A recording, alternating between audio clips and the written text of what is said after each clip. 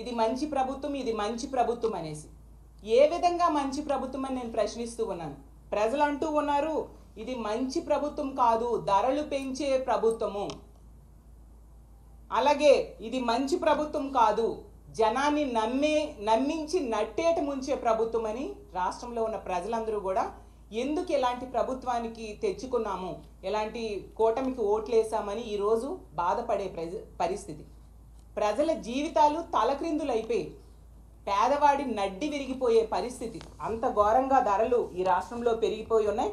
మనం తీసుకుంటే జగనన్న ప్రభుత్వంలో ఎన్నో రకాలుగా ధరల స్థిరీకరణ కోసం, ధరల నియంత్రణ కోసం చర్యలు తీసుకున్నారు. ఆ రోజు గత ఏడాది ఎన్నో రోజులు కూడా కాదు, గత ఏడాది ఇదే సమయంలో మహారాష్ట్రలో భారీ వర్షాలు కురిసి టమాటోల ధర విపరీతంగా పెరిగిపోతే జగనన్న రైతుల దగ్గర నుంచి 150 రూపాయలకి టమాటాలు కొని 50 రూపాయలకి ప్రజలకి ఇవ్వడం జరిగింది. అలాగే తీసుకుంటే ధరల స్థిరీకరణ నిధి ఏర్పాటు చేయడమే కాకుండా 5 సంవత్సరాల్లో టమాటాలు 8,460 టన్నుల టొమాటోలు సబ్సిడీపై రైతుల నుంచి తీసుకొని సబ్సిడీపై ప్రజలకు ఇవ్వడం జరిగింది.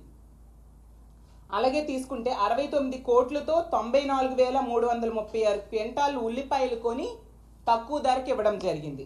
అలాగే ఫోర్టిఫైడ్ గోధుమ పిండిని కూడా కేజీ 11 రూపాయలకే జగనన్న ప్రభుత్వంలో ప్రజలకి అందివ్వడం జరిగింది.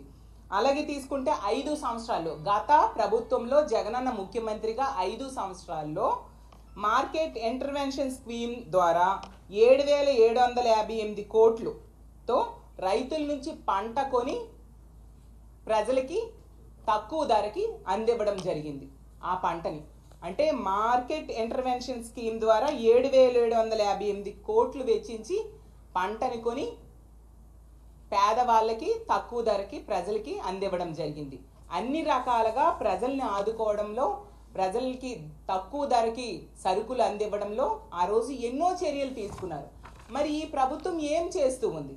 ముందేమో ఎన్నికల టైంలో బాదుడు అంటూ తెగ ప్రచారం చేశారు కదా చంద్రబాబు నాయుడు గారు, పవన్ కళ్యాణ్ గారు, లోకేష్ గారు, ఇప్పుడు ఉన్న మంత్రులు, ఎమ్మెల్యేలు తెగ ప్రచారం చేశారు. మరి ఇంత ధరలు పెరిగిపోతుంటే ఇప్పుడు ఎందుకు మాట్లాడలేదు? ఏ చర్యలు ఎందుకు తీసుకోవట్లేదు మీరు?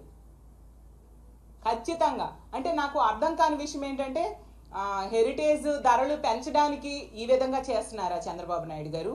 లేదు అంటే మార్కెట్లో వ్యాపారులతో కుమ్మక్కయ్యి ఎటువంటి చర్యలు, ఈ ధరల పెరుగుదల మీద ఎటువంటి చర్యలు మీరు తీసుకోవట్లేదని నేను ప్రశ్నిస్తూ ఉన్నాను.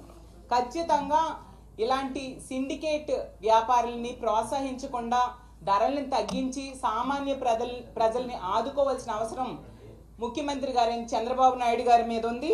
ఖచ్చితంగా ఈ కూటమి ప్రభుత్వం ధరల స్థిరీకరణ నిధిని ఏర్పాటు చేయాలి, ధరలు తగ్గించడానికి చర్యలు తీసుకోవాలి. లేకపోతే ప్రజల్లో తిరుగుబాటు మొదలవుతుంది.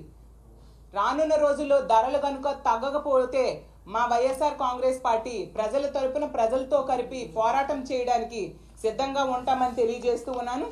ఒకవైపు ఇలా ధరలు పెరిగిపోతుంటే ఎటువంటి చర్యలు తీసుకోవట్లేదు. ఇంకోవైపు ఈ రాష్ట్రంలో ప్రజల పరిస్థితి ఏంటంటే మహిళల రక్షణ.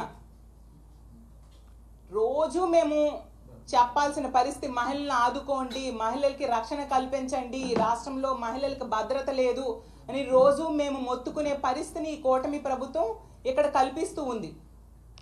మనం చూసాం నిన్ననే సాక్షాత్తు డిప్యూటీ సీఎం గారి సొంత నియోజకవర్గం పిఠాపురంలో ఒక 16 సంవత్సరాల